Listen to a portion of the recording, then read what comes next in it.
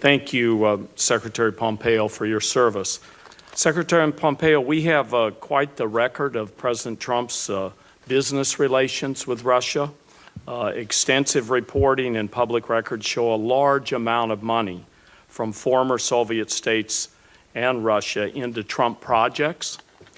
Trump International Tower and Hotel in Toronto, the Trump Hotel in Panama, the Trump project in Soho and New York City are a few of the big examples here. And here's another one. A Russian oligarch bought a property from President Trump for candidate Trump at the time, or maybe a little before, for $95 million in 2008. Less than 4 years after President Trump paid $41 million. So he more than doubled this money. Donald Trump Jr. in 2008 stated at a real estate conference in New York, and I quote here, "Russians make up a pretty disproportionate cross-section of a lot of our assets," end quote. Donald Trump tried to build a Trump Tower in Moscow for 30 years.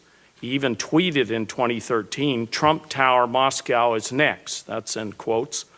In 2015, answering a question from indicted Russian operative and alleged spy Maria Butina, candidate Trump made clear his desires with Russia, stating, "I would get along well with Putin and that I don't think we need the sanctions."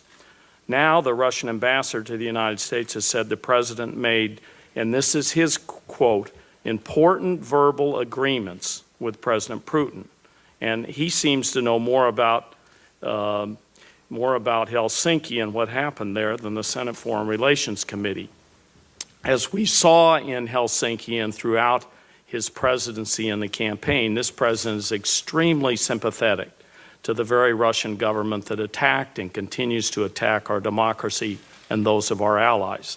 It's a fact of political life today that many Americans are concerned about the unthinkable, that a U.S. president could have a compromising relationship with a foreign power.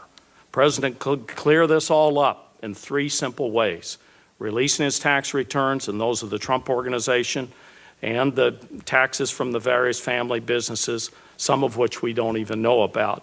After Helsinki, do you think that the American people deserve to know what's in President Trump's tax returns and business interests that are intertwined with Russia? Senator, I'm going to try to stay out of the same political circus that you and I ended up in last time I was sitting here, and simply respond by saying this same president with which you seem to express such deep concern is engaged in a massive defense buildup which threatens Vladimir Putin's regime. He instructed us to put together a nuclear posture review that has set Vladimir Putin on his ear because of its robustness and the recapitalization of our nuclear program.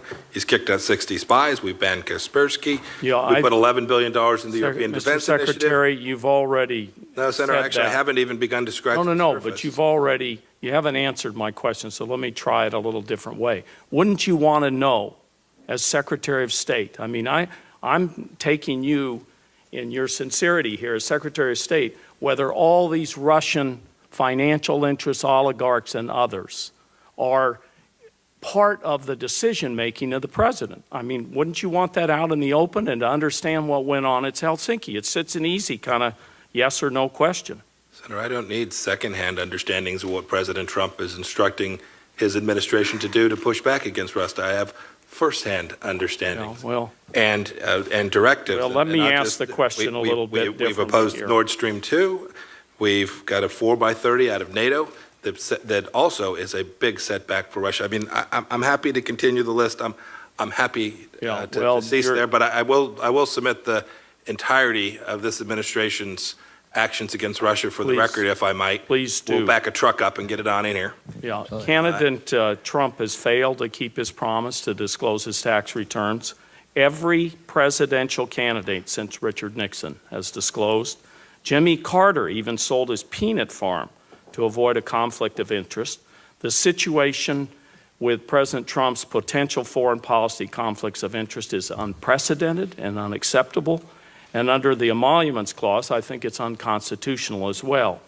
But let me just ask a couple of questions about Helsinki. You talked about what you were tasked with. The Director of National Intelligence, Coates, stated that at the Aspen Security Forum that he did not know what happened during the one-on-one meeting in Helsinki. Did the President personally debrief you on this conversation, and are you 100% confident that you know everything that President Trump discussed with President Putin? That's a very easy yes or no. If you don't want to answer it, I'll move on to the next one.